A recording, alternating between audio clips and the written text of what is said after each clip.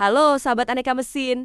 Kali ini, Aneka Mesin dipercaya untuk menghadirkan kembali mesin pengemas terbaik untuk pengemasan produk lanting atau selondok. Kira-kira, kalian masih sering menemui jajanan ini atau tidak guys di pasaran? Memang seiring berjalannya waktu, banyak model camilan terbaru yang beredar di pasaran. Namun nyatanya, camilan ini bisa tetap lestari karena mengikuti perkembangan zaman. Seperti yang ada di video ini, camilan lanting dikemas sachet yang nantinya menggunakan kemasan bercorak warna sehingga bisa masuk ke retail modern atau supermarket, bersaing dengan jajanan kekinian.